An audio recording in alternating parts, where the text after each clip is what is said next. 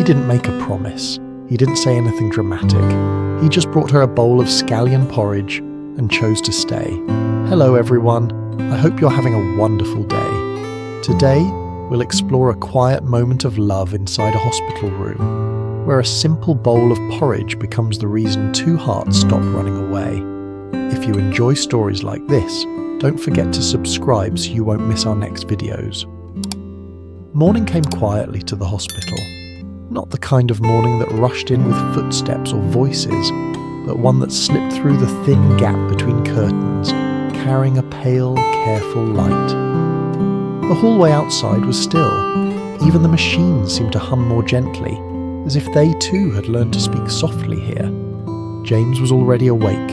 He sat in the chair beside Diep's bed, his elbows resting on his knees, his hands loosely clasped together. He hadn't slept much, not because the chair was uncomfortable or because the room was cold. He simply hadn't wanted to close his eyes for too long. Every time he did, there was a small fear, irrational quiet, that when he opened them again, something would have changed. Deep lay sleeping, her face turned slightly toward the window. The morning light softened her features, smoothing out the traces of exhaustion that illness had drawn onto her over the past days. Her breathing was steady now, calmer than before. That alone felt like a small victory. James watched her for a long moment. Then slowly he stood up. He moved carefully, mindful of every sound. He didn't want to wake her yet. Pulling his jacket closer around himself, he stepped out of the room and into the hallway. The hospital cafeteria was nearly empty at this hour. A single worker stood behind the counter, surprised to see anyone this early. James hesitated for a second, scanning the limited options. He wasn't looking for anything complicated. In fact, he didn't want complicated at all. "Is there porridge?" he asked, his voice low, slightly unsure. The worker nodded and pointed toward a large metal pot kept warm on a side burner. Plain rice porridge. Simple. Unassuming. James watched as it was poured into a bowl. He paused, then gestured toward a small container nearby. "And scallions," he added. "Just a little." When the bowl was handed to him, warm steam rose into the air. He held it carefully, both hands wrapped around the ceramic as if it was something fragile. Maybe it was. By the time he returned to the room, Diep was stirring. She didn't open her eyes right away. She shifted slightly, her brow creasing as if waking from a shallow dream. Then she breathed in and froze. Her eyes opened. For a brief moment, confusion flickered across her face. Then she noticed James standing near the bed, holding something in his hands. "What's that?" she asked softly, her voice still heavy with sleep. James hesitated. "Porridge," he said, "with scallions." She blinked, then slowly pushed herself into a more upright position with the help of the pillows. Her gaze lingered on the bowl longer than he expected. "I thought—" She stopped herself, then tried again. "I thought breakfast wasn't until later. James shifted his weight, suddenly aware of how awkward he must look. "You hadn't eaten much yesterday. I figured this might be easier." He placed the bowl on the small tray table and sat back down. For a second, neither of them moved. The smell of scallions filled the quiet space between them. Deep looked at the porridge again. It was plain, almost painfully so. No garnish, no careful presentation, just rice and broth, with a few green slices floating on top. She smiled. It was small, barely there, but James saw it. "I haven't had scallion porridge in a long time," she said. He glanced up at her. "Is that bad?" "No," she replied quickly. "It's good." She reached for the spoon, her movements slow but steady. James watched as she lifted the first spoonful, blowing on it instinctively before bringing it to her lips. She ate carefully, as if the warmth needed to be negotiated with rather than taken all at once. James waited. "How is it?" he asked finally. Diep swallowed, then nodded. "It's warm." He laughed quietly, more out of relief than humour. "That's all I was aiming for." They fell into silence again. The only sounds were the soft scrape of the spoon against the bowl and the distant, muted activity of the hospital waking up beyond their room. It wasn't uncomfortable. If anything, it felt like the kind of quiet that only existed when two people didn't need to fill the space with words. After a few spoonfuls, Diep slowed. James noticed immediately. "Too much?" he asked. She shook her head. "No, just tired." She rested the spoon against the edge of the bowl, her hand lingering there. Her fingers trembled slightly. James leaned forward without thinking, steadying the bowl with one hand. Their fingers brushed. The contact was brief, almost accidental. Still, something in Diep's expression shifted. She looked at him, really looked at him this time. "You didn't have to do this," she said. "I know," James replied. That wasn't the answer she expected. She frowned slightly. "Then why did you?" He took a breath, searching for the right words. In the end, he didn't find them. "I just wanted to," he said simply. Diep looked down at the bowl again. Her eyes lingered there longer now, her expression unreadable. When she spoke again, her voice was quieter. "When I was younger," she said, "my mother used to make this whenever I was sick." James stayed silent. "She never added much," Diep continued. "Just rice, water and scallions. She used to say, 'If you're weak, your body needs something honest.'" She paused, then smiled faintly. "I didn't think I'd miss something like that." James felt something tighten in his chest. "I didn't know," he said. "You couldn't have," she replied gently. She took another bite, then another. Halfway through the bowl, her eyes suddenly filled with tears. James noticed instantly. "Hey," he leaned closer. "Did it hurt? Is something wrong?" Diep shook her head quickly, embarrassed. She lifted a hand to wipe her eyes, but the tears came anyway. "I'm sorry," she said. "I don't know why I'm crying." James reached for a tissue and handed it to her without comment. She took it, dabbing at her eyes. "It's stupid," she murmured. "It's just porridge." "It's not stupid," James said. She looked at him. "For days," she continued, her voice breaking slightly, "everything has felt heavy. Like I'm taking up space I don't deserve. Like every hour I stay here, I'm asking you to pause your life for me." James inhaled sharply. "And then you come back with this," she gestured weakly toward the bowl. "And it feels like I'm not a burden, just someone who needs breakfast." He swallowed. "You're not stopping my life," he said quietly. "You're part of it." Diep didn't respond right away. She lowered her gaze, her grip tightening around the tissue. "I keep thinking I should tell you to go," she admitted, "that you shouldn't be here all the time." "And yet?" James asked softly. "And yet," she said, lifting her eyes to meet his, "you're still here." He nodded once. "Because I want to be." She didn't argue this time. She finished the last few spoonfuls slowly, deliberately.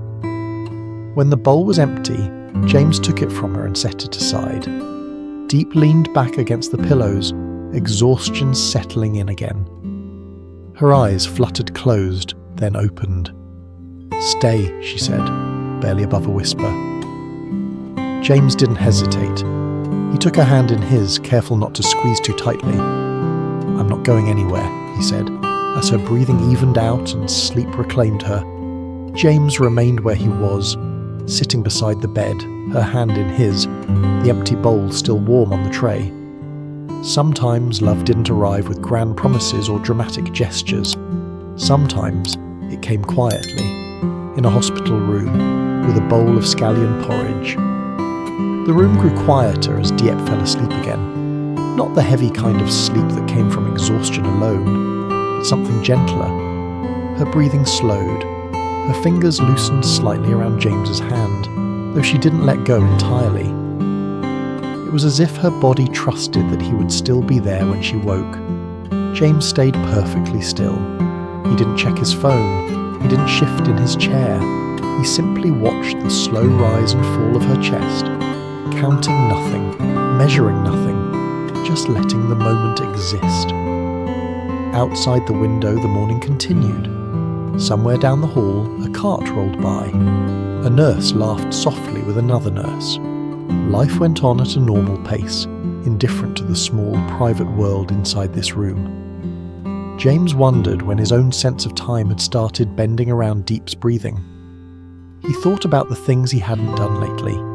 Emails unanswered, meetings postponed, plans that used to feel important now floating somewhere far away, vague and harmless. For the first time, he didn't feel guilty about it. When Diep stirred again, it was nearly an hour later. She didn't open her eyes right away. Instead, she shifted her head slightly, frowning as if trying to place where she was. Her fingers tightened around James's hand before relaxing again. "James," she murmured. "I'm here," he replied immediately. Her eyes opened. They were clearer now, less clouded by fatigue. She looked around the room, then at him. "You didn't leave." He smiled faintly. "I said I wouldn't." She nodded, as if confirming something to herself. "I thought maybe. I dreamed that part." "The porridge?" he asked. She smiled. "Especially that." He chuckled softly. "I wish I could say I put that much effort into your dreams." She shifted slightly, wincing just a little as she adjusted her position. James noticed and moved closer instinctively, ready to help. "I'm okay," she said quickly, sensing his movement. "Just stiff." He nodded but stayed close. There was a pause, the kind that invited honesty without forcing it. "You know," Diep said slowly, "when I told you to go, the other day..." James didn't interrupt. "I wasn't trying to push you away," she continued. "Not really. I just didn't want to need you this much." He absorbed her words carefully as if they were fragile. "Needing someone isn't a weakness," he said. She gave a small, tired smile. "It feels like one when you've spent so long pretending you don't." James leaned back slightly in his chair, giving her space while staying close enough to be felt. "I didn't come here to be needed," he said. "I came because I wanted to be." Deep studied his face, searching for something. Doubt, hesitation, obligation. She didn't find it. "What if this takes longer?" she asked quietly. "What if I don't get better as fast as we hope?" "Then we wait longer," he replied. "And if it keeps interfering with your work?" He shrugged lightly. "Work will survive." She looked unconvinced. "And you?" James met her gaze without flinching. "So will I." Her eyes glistened again, though this time no tears fell. She turned her face slightly toward the window, letting the light fall across her cheek. "I've always been afraid," she admitted, "that if I let someone stay too close, they'll eventually realize I'm too much." James followed her gaze to the window, then back to her. "You're not too much," he said. "You're just human." She exhaled slowly, as if releasing something she'd been holding onto for years. They sat like that for a while, sharing the quiet without needing to define it. Later, a nurse came in to check Deep's vitals. James stood up automatically, stepping aside but not leaving the room. The nurse smiled politely at him, clearly used to his presence by now. "Everything looks stable," she said after a moment. "She's responding well." Deep nodded, relieved. James let out a breath he hadn't realised he'd been holding. Once the nurse left, Deep looked at James again. "You always do that," she said. "Do what?" "Hold your breath," she replied, "like you're bracing for something." He laughed softly. "Old habit." She reached for his hand again, this time more deliberately. "You don't have to be so strong all the time," she said.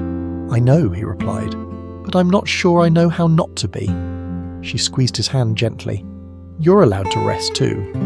He smiled at her, something warm and unguarded in his expression. "Maybe," he said, "I already am." By afternoon, the light had shifted. The room felt warmer, softer. Deep dozed on and off, sometimes waking just enough to make sure James was still there. Each time, he was. At one point, she reached for the empty bowl on the tray, her fingers brushing its rim. "Funny," she murmured. "What is?" "That something so small," she said, "made today feel different." James followed her gaze to the bowl. "I didn't do much." "You did," she insisted. "You showed up. You stayed. You noticed. She turned toward him again. That's not small. He considered that. Then maybe, he said slowly, love isn't about doing big things right. Maybe it's about doing small things, consistently. Deep smiled, her eyes soft. I think I could get used to that, she said. The sun dipped lower outside the window, painting the walls in muted gold. Shadows stretched gently across the floor. As evening approached, Diep grew quiet again, fatigue settling back into her bones. James adjusted the blanket around her without being asked. Will you be here when I wake up? She asked, her voice already slipping towards sleep. Yes, he said without hesitation. Promise. He paused only long enough to make sure his words carried weight. I don't make promises lightly, he said, but this one's easy. She nodded, satisfied, and closed her eyes. James remained by her side as the room darkened, the world outside continuing its steady rhythm. He didn't know what tomorrow would bring. More tests, more waiting, more uncertainty. But for now, there was this. A quiet room, an empty bowl, two hands still touching, and the simple, profound choice to stay. Xin chào mọi người. Trong tập này, Linda